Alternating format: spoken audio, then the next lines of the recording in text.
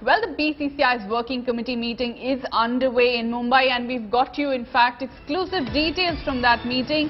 What we are learning from the meet is that Chinese mobile company Vivo will in fact replace Pepsi as the title sponsor of the Indian Premier League. The company will be paying the same amount of money to the board, and all other terms and conditions will remain the same as the Pepsi deal. Well, that's a big takeaway from the meeting. There are other things that are being discussed as well, and the other important decisions that are taken include the fact that commentators who are on the parole of the BCCI can now no longer serve in any BCCI committees or IPL governing council to avoid any conflict of interest. This means that big names like Sunil Gavaskar or Ravi Shastri can actually no longer be a part of BCCI committees. The board will also convene an annual general meet on the 9th of November in which the fate of IPL teams Rajasthan Royals and Chennai Super Kings could be decided. The other decisions also include that the BCCI president will no longer in fact have a veto on selection of the team or the team's captain. While all the BCCI offices are now expected to be moved back to Mumbai, this is being done to cut costs of the BCCI.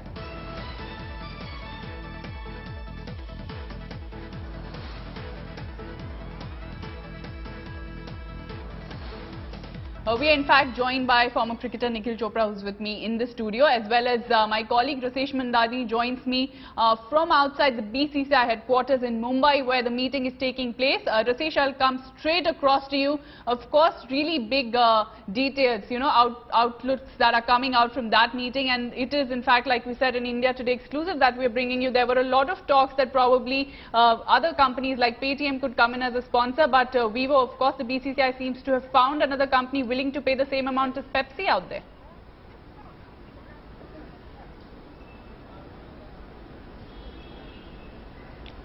Yes, Radhika, that's right. The terms would be the same. Vivo would be coming in for a 2-year contract, as we understand, and the terms would be the same. So it would be, close to 80 crores, which Pepsi was shelling out for the next 2 years, for a year each, is something that they would be coming in at. This would come, of course, as a relief for the BCCI, because the Pepsi wanting to sort of discontinue their ties as title sponsor of the IPL would have sort of multiplied the board's problems. Now they have found in Vivo a partner which would sort of keep the title sponsorship going, and this was in consultation with Pepsi, taking Pepsi into confidence. So this is the position that the BCCI has taken. It's a stopgap arrangement, but was most definitely a sponsor coming in place of Pepsi is sort of a face saver for the BCCI. But I think as far as this meeting is concerned, Radhika, a number of other takeaways which a lot of observers would be keeping a close eye on is what the President Shashank Manohar does with the whole reform process. He's already announced a number of moves. He's already made the board constitution public. There's Deloitte that's been appointed by the board itself, and he's also taken various decisions as shifting the Treasurer's office from Chennai to Mumbai. Is there more to await?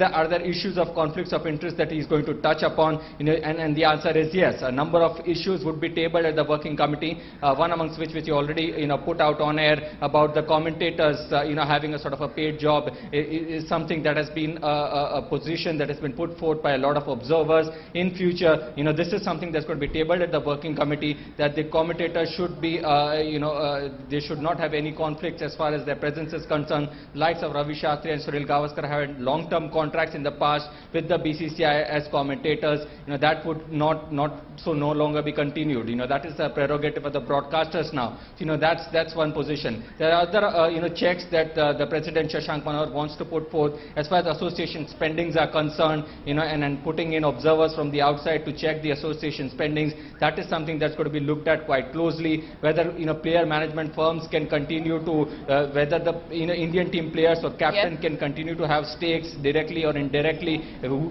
would then go on to manage Indian players. That is something that the President is hoping would be discontinued. So a lot of these issues will be put forth at the table and would be discussed even as we speak at the working committee meeting.